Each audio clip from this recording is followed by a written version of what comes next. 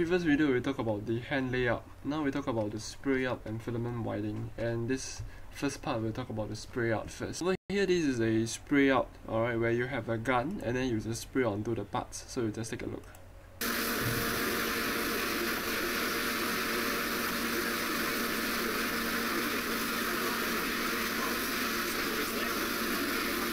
And therefore the whole video is talking about it's just saying, it's just showing this only. Okay, and therefore if you take a look, alright, this is your mold. Alright, this piece of material is the mold, correct? Then after that you layer an optional gel coat. Alright, this is the protective layer. So optional when it says that is whether you want to have that or not. Alright, then after that you have this fiber, you fit it inside the spray gun. Alright, this is an air pressurized resin. Alright, so therefore there will be a resin catalyst pot. So I think this is the part where they kind of melt the resin with the fiber all together, I think. Alright, so therefore as you can see, the purple color one is the fiber, the green color one is the resin.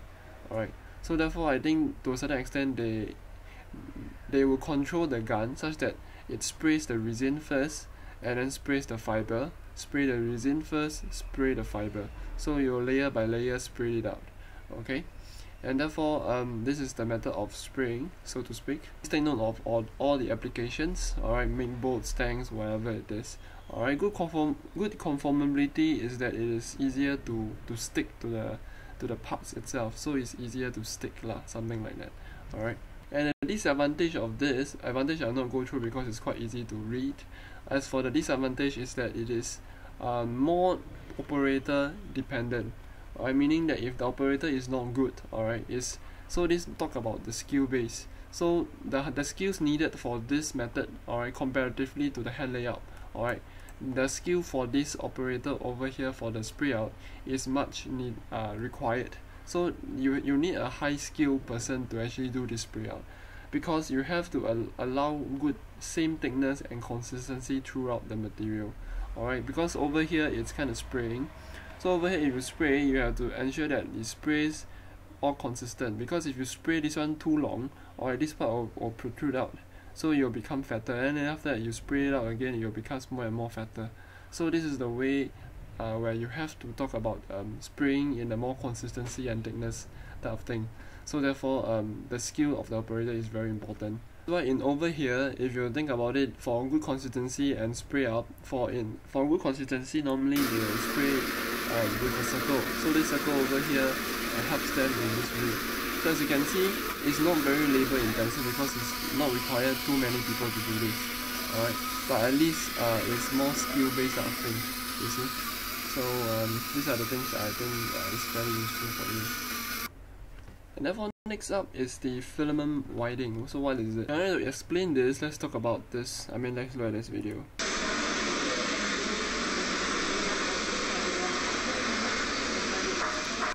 Maybe a faster speed.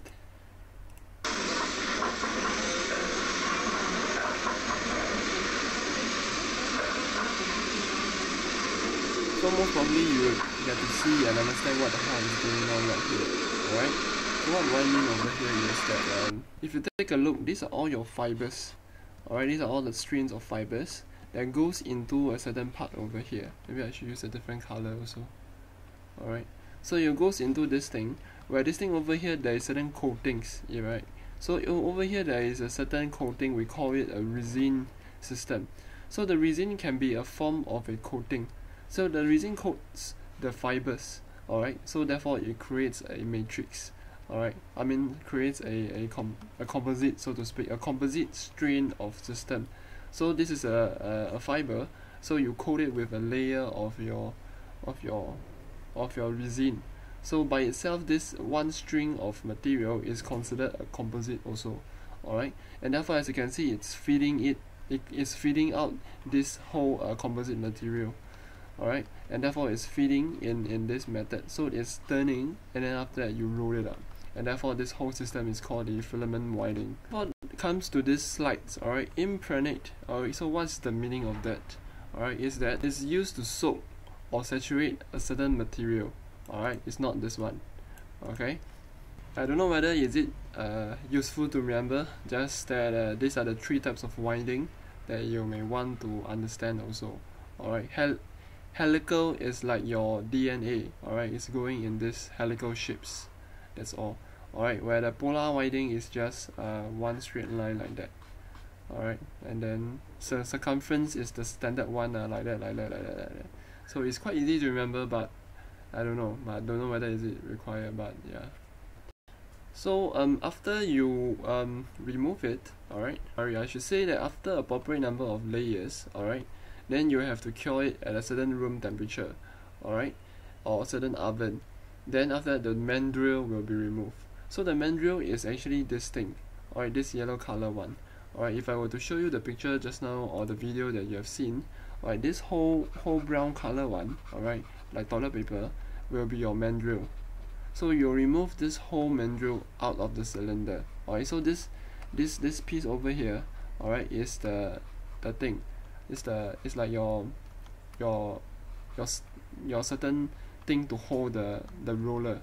Alright, so you fit in the brown color one, and then after that you wind. After that, then you remove the whole piece altogether. Alright, hopefully this is pretty clear. So over here, what are the applications for the filament winding? Alright, it's not very clear cut over here, so I think I'll try to explain it more clearer. Hopefully it doesn't confuse you. So what it means is, for the filament winding, is that it is more of a computer controlled system, okay, and therefore you require certain sophisticated systems or computers to solve it. Alright, and therefore once you use computer to do things, as you can see, it is relatively accurate, reproducible parts. As you can see, this whole thing is a row. Alright, a row.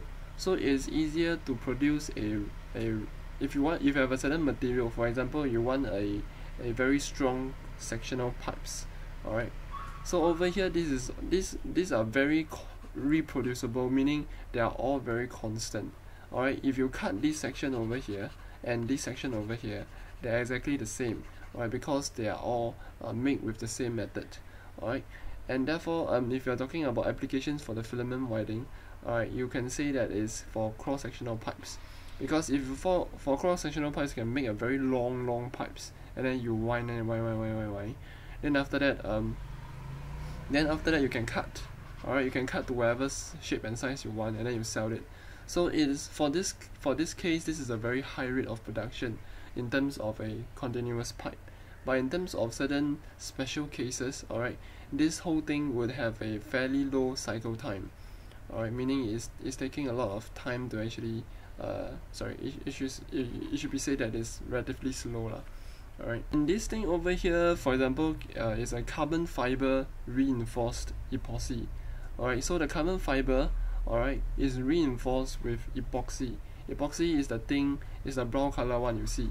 Alright, if I were to go back to the picture over here, these lines over here are your fibers. Alright, you can call this the carbon fiber. Alright, while you fit inside this machine already, inside over here has got some coating. So this coating itself is called the epoxy.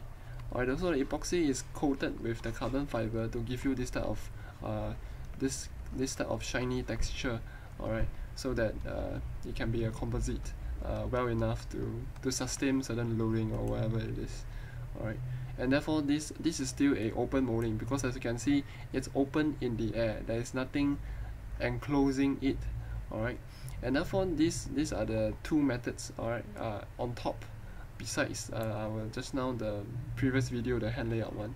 So total in altogether, open molding is these three systems. And therefore I think this is it. We can go on to the closed molding in the next video. See ya.